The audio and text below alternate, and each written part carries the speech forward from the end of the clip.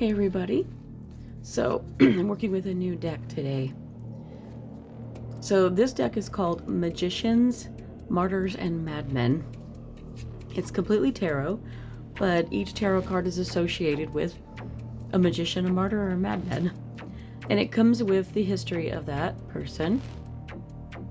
Today, your collective card is the Four of Pentacles.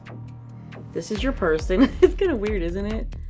You know what's funny? If you really look at that card, okay, does that not look like Rob Schneider or something? It looks like somebody that's in character for SNL or something, but it's not. It's actually a person, and I don't know how to pronounce this name. It doesn't give me a way to pronounce this. Cixi. So it's either Sixi, or Kixi. I'm not sure. So forgive me if I'm not saying it right, but I'm doing the best I can. But I'm going to give you a little bit of information on this person and how it relates to the Four of Pentacles and then what that means. So I don't know what's easier to say, Sixi or Sixi. I want to call him Sixi for some reason. So I'm just going to call him Sixi. I could be wrong. Sixi was born into a Manchu noble family and became a concubine of the Chinese emperor at the age of 16. Oh my gosh. Believe it or not, I think that is supposed to be a woman. My apologies. That looks like a man, but it's not the most attractive person in drawing, but it's a very plain looking woman. But it did look kind of like Rob Schneider in the face, I'm just gonna say. So, unfortunately, though, Sixi became a concubine of the Chinese emperor at the age of 16. Terrible, the things they used to do in history. She gave birth to his only child, who in turn became the emperor. I guess there are some bonuses. Sixi was appointed as regent, a position she used to rule China for 47 years. She used that to her advantage, didn't she? As empress, dowager, Sixi consolidated power for herself and kept the young emperor in a state of subservience to her. When he died from stress and disease, his successor was also controlled by Sixi, who permitted no one to question her authority. She was a conservative woman who distrusted Western science and new technologies. She diverted funds intended to modernize China's navy to the construction of her summer palace.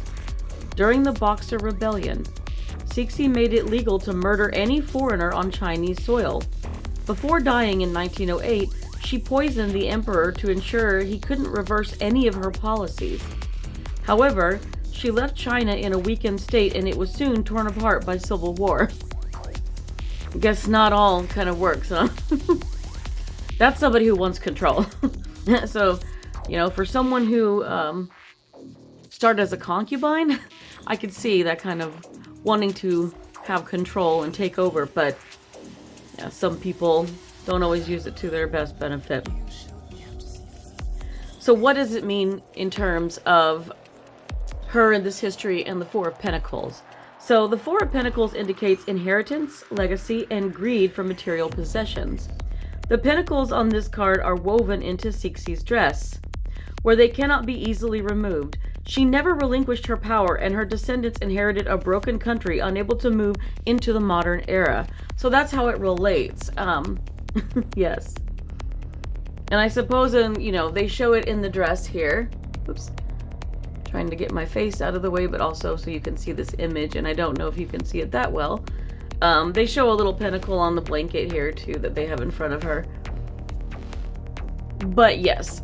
Now, the pentacles doesn't always have to mean that, so take that as you will. Whatever resonates, whatever doesn't. For some of you, this might be about, like, what are you hanging on to that maybe you need to let go of or release. Right now, there's been a big shift. I say a big shift, a big energy push, something a lot of people, including myself, have been getting this big push to release something. Control. She was very controlling, and I don't know about you guys, but we need to release control. That's a very important thing right now. And we can't control everything.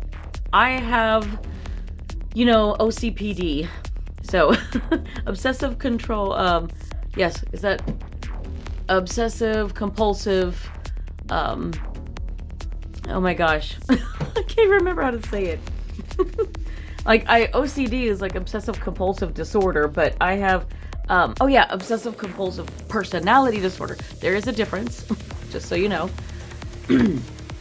I'm not known to have OCD, but I probably have tendencies of OCD. I will say that. But I don't have as much of that as I do just wanting to control the outcome of things. And I'll just, never mind, I don't need your help, I can do it myself kind of attitude. So for those of us like me, if you're like me and you have these issues, you just, I'll just do it myself. I don't need help. I can do it all on my own. We got to stop that. We got to learn when to ask for help, when to lean on support. We have to learn when to release things and release our control over the outcome, because we can't control everything. Things are changing and things will continue to change, and there is nothing you can do about that. So let it go. Like the song, remember the song? Yeah, we all know the song. Let it go. And try to relax and go with the flow. I know it's harder for some of us to do, but try your best, because, let go of what you can't control and just trust in the process. We hear it all the time, but trust in your intuition. What you feel inside, that will, you have an inner compass, and that is your intuition, and it's going to guide you in the right place. Your spirit team is guiding you. The universe is guiding you. Everything is pointing you down the right path. You must trust that inner compass to keep guiding you down the right path.